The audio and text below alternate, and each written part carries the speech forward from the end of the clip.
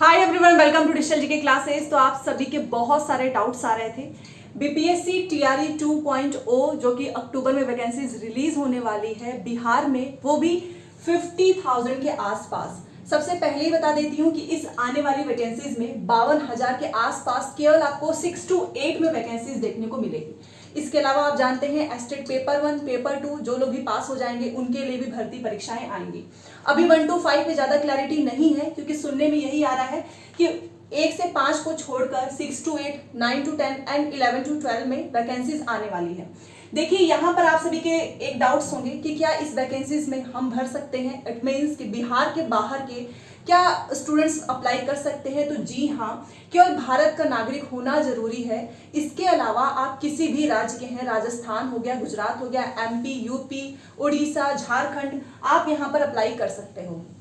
और मैं एक चीज बोलूंगी कि देखो, ये चुनाव के पहले आपको एक आखिरी वैकेंसी देखने को मिलेगी, इसीलिए जी जान लगाकर पढ़ाई करो और प्लीज अप्लाई सभी करना, क्योंकि चुनाव का समय है। विधानसभा का चुनाव भी है, लोकसभा का भी चुनाव है बिहार में, इसीलिए इतनी आपको भर्तियां देखने को मिल रही हैं। जैसे एक बार चुनाव समाप्त, 5 साल का वेट करना पड़ेगा। पूरी वीडियोस देखिएगा, क्योंकि आप सभी के बहुत सारे कॉमेंट्स आ रहे थे कि 6 to 8 की वैकेंसीज में एलिजिबिलिटी क्या होगा, एग्जाम पैटर्न क्या होगा, सिलेबस क्या होगा, अपीयरिंग वाले भर पाएंगे या नहीं, इसकी तैयारी कहाँ से करें, नेगेटिव मार्किंग क्या है, सारी डिटेल में वीडियो में यहाँ पर लेकर आई हूँ।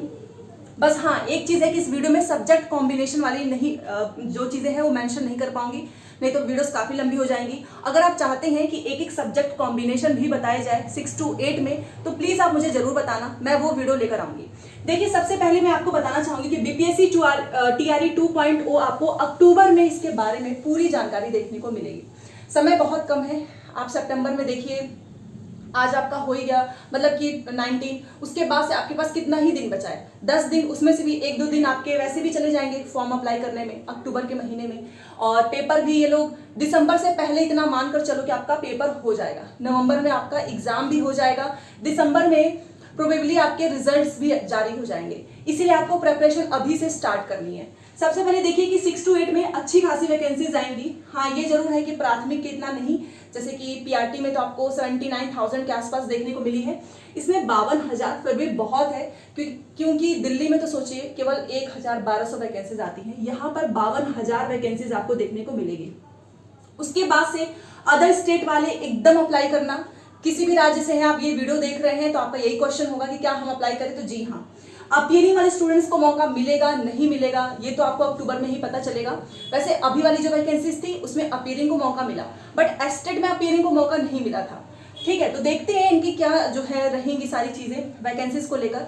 वैसे फिलहाल के लिए अपीयरिंग पे डाउट ही बना हुआ है। ठीक है, मिल भी सकता है मौका, नहीं भी मिल सकता है। तैयारी कैसे करें, तो आप अपनी सेल्फ स्टडी से तैयारी कर सकते हो। एनसीईआरटी के बुक्स को फॉलो करें और अपना जो भी आपका सब्जेक्ट है इस पे कमांड कीजिए, क्योंकि 80 नंबर का प्रश्न केवल आपके सब्जेक्ट से पूछा जाएगा। जो भी आपका सब्जेक्ट ग्रेजुएशन में है, चाहे वो लैंग्वेज हो, चाहे वो साइंस हो, चाहे मैथ हो, चाहे एसएसटी हो, तो अपने सब्जेक्ट पे सेल्फ स्टडी की मदद से पढ़ाई करो, नोट्स बनाओ।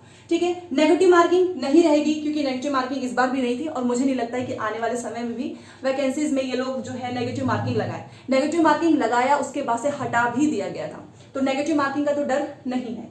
अब बात कर लेते हैं एलिजिबिलिटी का, क्योंकि जो ये वीडियो देख रहे होंगे उनका सबसे पहला प्रश्न यही होगा कि क्या हम इस वैकेंसीज के लिए एलिजिबल हैं, हमारे पास ये डिग्री है। तो उसी के लिए मैं वीडियो लेकर आई हूँ। देखिए, एलिजिबिलिटी में सेम बीएड और ग्रेजुएशन मस्ट है आपका। ठीक है, याद रखना, विदाउट ग्रेजुएशन आप 6 to 8 की वैकेंसीज में अप्लाई नहीं कर सकते हैं। तो बीएड वाले और जिन्होंने बीएड किया है, ग्रेजुएशन किया है, साथ में सीटेट का पेपर 2 भी आपका पास होना चाहिए, आप आराम से एलिजिबल हो। अब डीएलएड का क्वेश्चन आएगा कि क्या डीएलएड वाले अप्लाई कर सकते हैं। तो अगर आपने 12th के बाद आपने बीटीसी या फिर डीएलएड किया है तो आप अप्लाई नहीं कर सकते हैं, क्योंकि इसमें क्या है ना कि आपने 12th किया है, उसके बाद से आपने ग्रेजुएशन किया है, देन आपने बीटीसी या डीएलएड किया है, वही लोग अप्लाई कर सकते हैं। इट मीन्स कि आपका 2 तरीके का होता है, आप भी जानते हैं, एक 12th पे बेस्ड होता है डीएलएड, एक आपका ग्रेजुएशन पे होता है। क्योंकि आप भी जानते हैं कि जब आपने बीटीसी किया होगा उसमें मेरिट बनती है, सारे आपके नंबर्स जोड़े जाते हैं, तो वो उसकी बात मैं कर रही हूँ। ठीक है, तो बहुत मोस्टली लोग तो ऐसे होंगे ही जिन्होंने बीटीसी के बाद से, डीएलएड के बाद से ग्रेजुएशन किया है, साथ में आपका सीटेट पास है, तो वो लोग भी अप्लाई कर सकते हैं। ठीक है, जो भी जानकारी यहाँ पर आपके सामने रखी गई है, ये एलिजिबिलिटी वो एनसीटी के द्वारा जो बताई गई है वही है। बाकी ये जो सिलेबस और आपका एग्जाम पैटर्न है ये बीपीएससी के द्वारा बताया गया है, ठीक है। तो ये हो गई आपकी एलिजिबिलिटी। तो आप मुझे बताइएगा कि क्या आपने 12th ग्रेजुएशन के बाद से डिलीट किया है और बीएड और ग्रेजुएशन वाले कितने स्टूडेंट हैं, प्लीज कमेंट जरूर करें। तो ये हो गई आपकी एलिजिबिलिटी। अब दूसरा क्वेश्चन आएगा कि इसका एग्जाम पैटर्न कैसा होगा, आखिर में हम प्रिपरेशन स्टार्ट कहाँ से करें, पता तो होना चाहिए कि क्या पूछा जाएगा। तो सेम वही है, 2 दिन आपकी परीक्षाएं चली थी इस बार, आप जानते हो। एक दिन आपका जीएस हुआ था और एक दिन आपका लैंग्वेज हुआ था, और मुझे नहीं लगता है कि 1 महीने बाद इनकी परीक्षाएं होंगी और ये दोबारा से सब कुछ चेंज कर दें, नहीं करेंगे। तो जीएस का पेपर एक दिन लैंग्वेज का।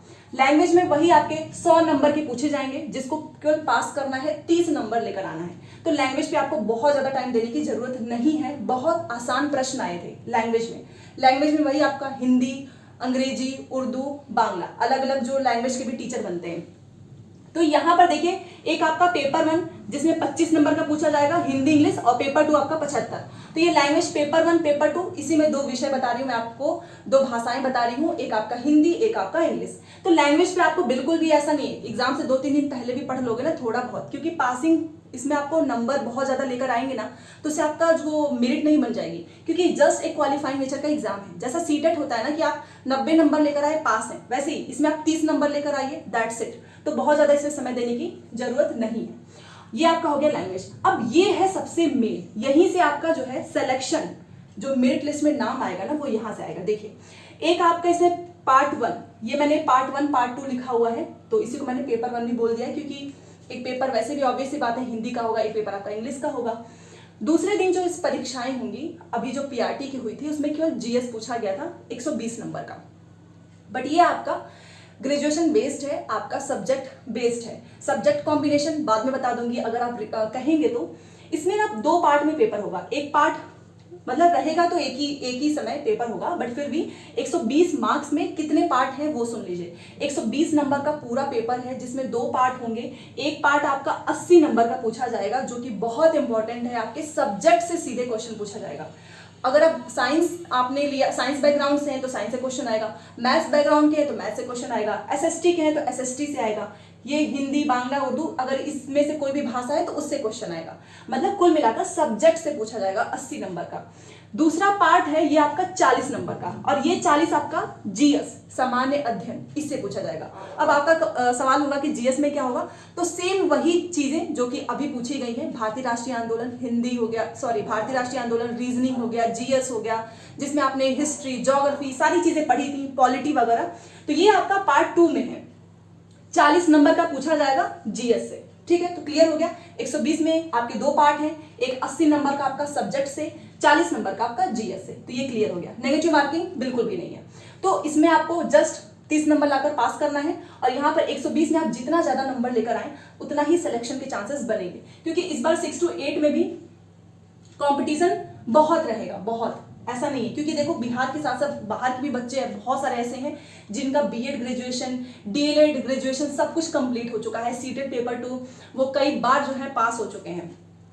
अब सब्जेक्ट से रिलेटेड क्वेश्चन देख लेते हैं, क्योंकि आपका सब्जेक्ट पे सबसे ज्यादा क्वेश्चन आता है। तो मान लो सब्जेक्ट ओरिएंटेड जो क्वेश्चन पूछे जाएंगे, तो आखिर में कौन से सब्जेक्ट, तो देखिए सिंपल सी बात है, आपने ग्रेजुएशन करते समय सब्जेक्ट का चुनाव किया होगा कि मुझे ग्रेजुएशन में केमिस्ट्री विद बायो करना है, हिंदी के साथ पढ़ाई करनी है, हिस्ट्री के साथ पढ़ाई करनी है, ज्योग्राफी के साथ, पॉलिटी के साथ, अलग अलग विषय का हम जो है सिलेक्शन करते हैं। तो मान लो किसी ने अपने ग्रेजुएशन में हिंदी सब्जेक्ट ले लिया है, बांग्ला लिया है, उर्दू लिया है, संस्कृत लिया है, अरबी लिया है, फारसी लिया है, कोई अंग्रेजी से पढ़ लेता है पूरा ग्रेजुएशन, कोई साइंस, और इस साइंस में आपका फिजिक्स हो जाएगा, केमिस्ट्री, बायो, ठीक है। बायोलॉजी में आपने जूलॉजी से किया होगा, बॉटनी से किया होगा, माइक्रोबायोलॉजी से किया होगा, और ये आपका मैथ हो जाएगा। और ये एसएसटी में आपका हिस्ट्री, ज्योग्राफी, पॉलिटी, इकोनॉमिक्स, इसमें भी बहुत सारे विषय हैं, ठीक है।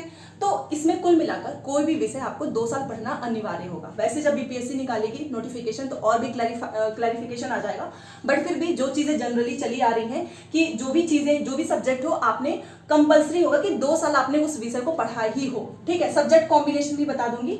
तो विज्ञान में आपका, साइंस में पूरा नहीं, साइंस में आपने मान लो फिजिक्स, केमिस्ट्री रखा हो, 2 साल पढ़ाई की हो, या फिर बायोलॉजी हो गया, सेम मैथ्स में भी। तो बेसिकली मतलब ये है ना कि आपने जो भी ग्रेजुएशन में सब्जेक्ट रखा हो, ठीक है, मान लीजिए आपने गणित से पढ़ाई की हो, तो गणित, मैथ पे आपका कमांड होना चाहिए। मान लो आपने अंग्रेजी से पूरा पढ़ाई कर ली, या फिर कुछ लोगों ने हिंदी से पढ़ाई किया होगा, ग्रेजुएशन पूरी हिंदी से कंप्लीट की होगी, तो हिंदी से 80 क्वेश्चन आएंगे, अंग्रेजी से 80 आएंगे, मैथ से 80 आएंगे। तो अगर मान लीजिए आपने क्या किया कि आपने सब्जेक्ट पे कमांड कर ली, तो आपके तो आराम से 80 से कम 60 से ऊपर नंबर आ जाएंगे, क्योंकि जीएस का देखो कोई सर पैर नहीं है। आपने इस बार देखा होगा ना, जीएस में पता नहीं कहाँ से क्वेश्चन पूछा है। बिहार जीके से कोई क्वेश्चन ही नहीं पूछा, बिहार जीके की सबसे ज्यादा पढ़ाई की थी स्टूडेंट्स ने। तो इसीलिए जितना ज्यादा हो सके अपने सब्जेक्ट पे कमांड कीजिए, क्योंकि अगर आपने 80 में से 60 भी ला दिए ना, तो यहाँ पे अगर मान लो आप 20 भी लेकर आ रहे हैं तो भी आपका सिलेक्शन हो जाएगा। ठीक है, तैयारी कैसे करनी है वही चीजें देखो, कम से कम आप 10th 12th तक की तो पढ़ ही लो, क्योंकि इनका कोई भरोसा नहीं है, क्योंकि जितनी आपकी डिग्री रहेगी ना उस स्तर तक ये पूछेंगे। जब ये पीआरटी में इतना हायर लेवल का पूछ सकते हैं, तो 6 to 8 में भी तो आप जा नहीं सकते हैं। तो इसीलिए आपको एनसीईआरटी फॉलो करनी है। आप 6 से स्टार्ट कीजिए, 6 क्लास 7 8 9 10 जितना आपके पास समय है उतना पढ़ो, साथ में नोट्स बनाओ।